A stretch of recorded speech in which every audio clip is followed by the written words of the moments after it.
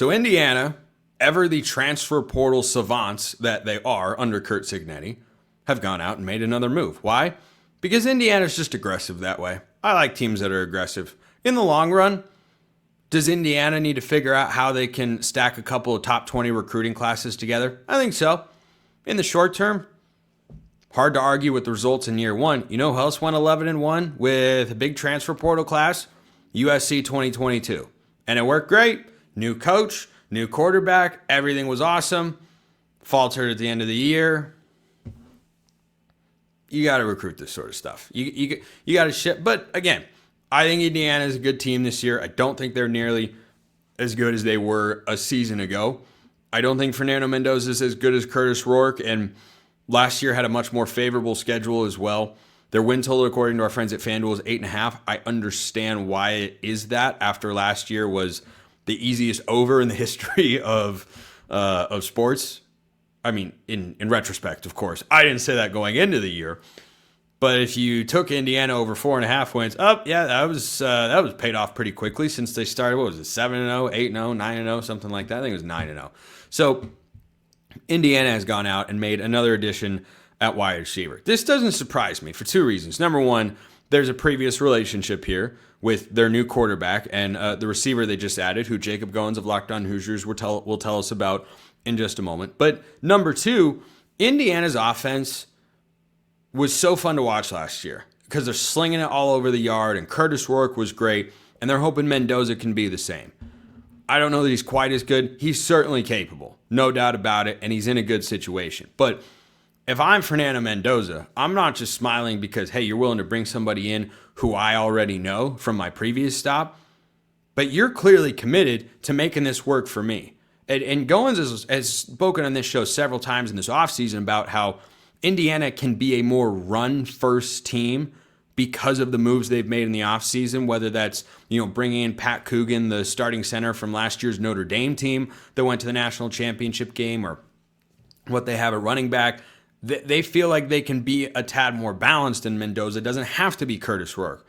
I understand that particular take, but the foundation of Curt Cignetti's offense last year was get the ball to wide receiver. This was not an offense like a Michigan or a Penn State that used the tight end a whole heck of a lot. It was throw the ball down the field, get receivers.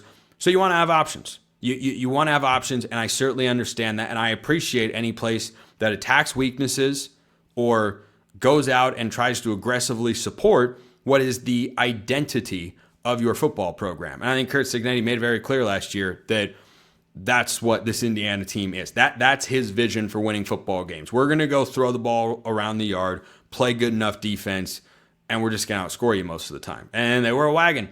They were an absolute wagon. So, from the man, the myth, the legend himself, Jacob Goins, here are his thoughts on Indiana's latest transfer wide receiver.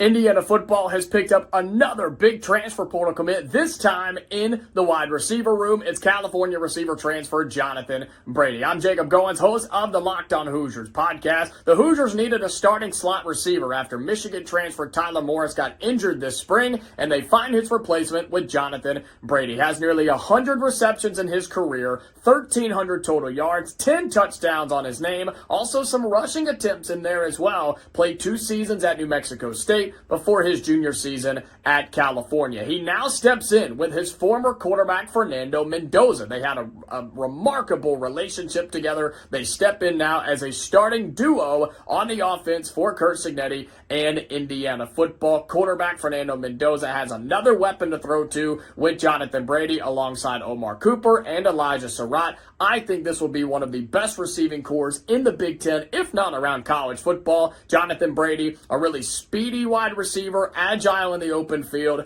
get him the ball and get out of the way. That's what the Hoosiers have added through the transfer portal. Again, a guy who has 1,300 total yards to his career, 10 touchdowns, can run the ball too. Jonathan Brady is the new starting receiver who can play inside and out for the Indiana Hoosiers in 2025.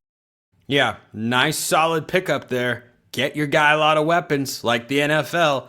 The Bears, for instance, they drafted Caleb Williams number 1, and what have they done? They took Rome Odunze in the top 10. They took Colston Loveland, tight end, this past year. go support your guy. So I'm supportive of that. Here's another transfer player to know about. So we talked about Amari Campbell earlier on today's show with Zach Seiko of Locked On Nittany Lions. So Mohamed Toure, guy who Seiko just happened to mention. I didn't tell him that I was talking about him on today's show, but one of the top linebackers available in the transfer portal, definitely carries some risk. He might be the best available now that Campbell is no longer there. So he has already visited Indiana, Miami, and Penn State, reportedly has another ACC visit schedule. And the reason I bring this up is not a coincidence because of what I talked about in the second segment of today's show. You heard Seiko and I's conversation about where their defense is at, what they have in the linebacker room. Does that strike you as a team that's going to go out and add another one? Maybe. He said, yeah, they could go out. Maybe they do that. I don't imagine a team that has a couple returners in the room and just added a pretty veteran and solid transfer who I like a lot, Amari Campbell. I think Mohamed Toure is going to wind up at either Miami or Indiana. And that'd be notable. Whenever he comes out of the portal, I bet you I'll do a segment right here on this very program discussing the impact there. But this does carry a little bit of risk. If I'm Penn State, I'm happy that we wound up with Campbell more so than Toure. So he first joined Rutgers in 2019. So he is old, he's experienced, he has been an impact guy before, but he missed the 2022 and 2024 campaigns because of ACL tears. That is not ideal. And by the way, the mystery ACC visit, I have not been able to figure out who exactly that is. I'm sure we'll find out in a couple of days. But I wouldn't be surprised if he winds up at Miami. This is the sort of guy that I think the Hurricanes need to have, where last year it felt like they were not as talented behind the front four as they should have been, especially on the back end of the defense. But I just think that veterans with a lot of upside, those are the sorts of players Miami's looking for in a season where they've hired a new defensive coordinator, are looking to get way more production out of that side of the ball to repeat the success they had last year when they went 10-2, which was the best season to date in the Mario Cristobal era. This feels like a Miami move to me.